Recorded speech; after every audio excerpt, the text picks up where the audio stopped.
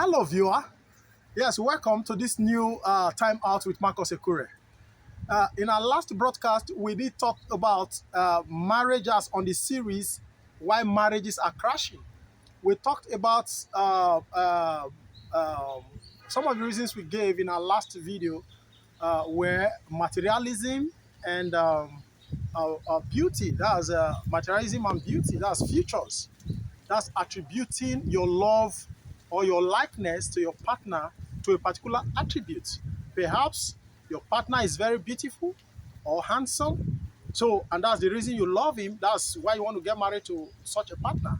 Or the partner has some kind of features or contours all over the body, especially for the female folks, and that's what is attracting the male folk. That's part of the reason why people head for divorce. Marriages head for crash. That when you get attracted to a partner because of a particular feature, by the time the feature is no longer there, now meaning such a partner becomes less attractive to you.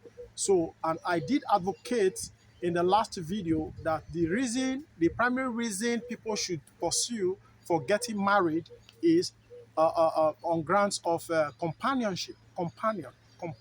That's some people say friend, getting married to your friend, getting married to your friend.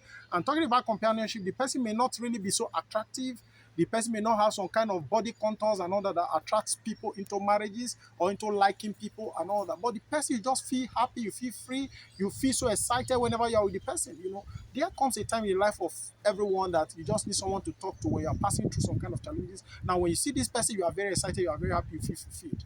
So sometimes when the person is not as to say that the person does not have a negative side, but sometimes you are allowed the beautiful positive side of the person, that excitement that radiates all over you whenever you see the person, to enwrap and encapsulate you and to overwhelm the negative side of the person. Now, in this short video, I want us to look at materialism holistically. Now, that is one of the reasons why marriages are headed for crash. Now, in those days, if a lady meets a guy, the first question the lady asks is, where do you work? Or what's your source of livelihood? And the guy opens up and tells the girl, nothing but the truth. I recall my late brother, Chris Iwara, when he met his wife, he was working and earning about 16,000 naira salary, I recall, as at that time. The first question the lady asked him was, where do you work? And he opened up, he said, this is where I work and this is my salary. And both of them fell in love and they got married. So there'll be mutual respect for each other. But what you see today is just an already made man coming from nowhere. You don't know his source of wealth. You don't know where he made his money, and the lady just come into his life in form of marriage. You just get crashed into him, by the name of marriage, and at the end of the day, you start saying our property, our wealth. Wealth, you do not know the foundation, the origin of the wealth. Certainly you are going to head for crash, because the man has this inclination, this instinct that you didn't work with him to make this money. All right? So sometimes he tells you, he makes you to understand you cannot lay claim to read. So that is it. Now, materialism is a serious challenge. It's so saddening or painful to note today that an average guy out there wants to marry the daughter of a rich man. An average girl there wants to marry the son of a rich man, wants to marry a rich guy. So it's a dramatic irony. Now the question is, why not fight hard, work hard to make money, to make wealth, to be successful, and perhaps marry someone, whether the person is not even successful, and raise the person to ride along with you? Or why not better if you have a vision or you have goals, get married and pursue your visions and dreams together, so you amount to something meaningful. So there'll be that mutual respect. Now you see a guy waking up in the morning and say, oh God, I better bless me and me the daughter of Dangote. Why not pray for you to be the Dangote son that will marry a poor man's daughter? So it's shocking. Now, there was an experience that happened a few years back where a marriage was done, and the father of the bride presented a luxury car, that's a Lexus 350, as a present to the daughter when they got married. The husband was very excited. Now, a friend, someone who attended the marriage, was now automatically searching to know if the man has a younger daughter that he can start making advances to. And yes, now, peradventure, that stupid boy eventually gets the daughter of the man. You forget to understand that there's economic differentiation, as in there's situational analysis.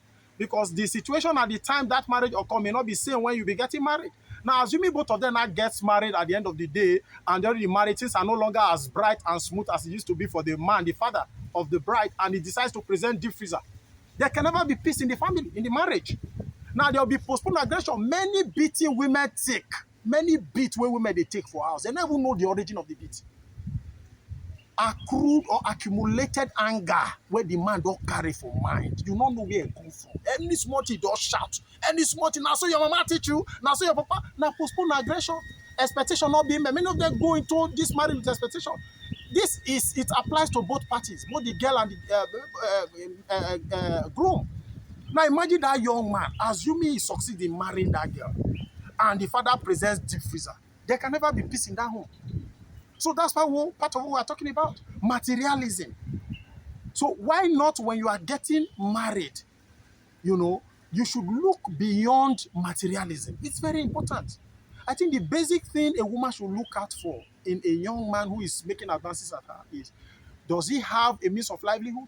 Does he have a roof over his head? Does he have a vision, which is very important? And is he God-fearing? These things are key. Once these things are put together and the man has drive and as in diligence in him, both of you must succeed.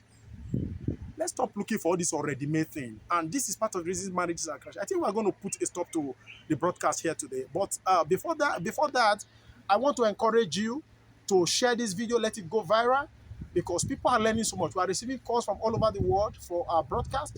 And I want to encourage you to subscribe to my channel and encourage your friends to do so. Thank you very much for staying tuned to me. Stay blessed and keep flying. I'm still your friend, Marcus Ekure. Bye for now.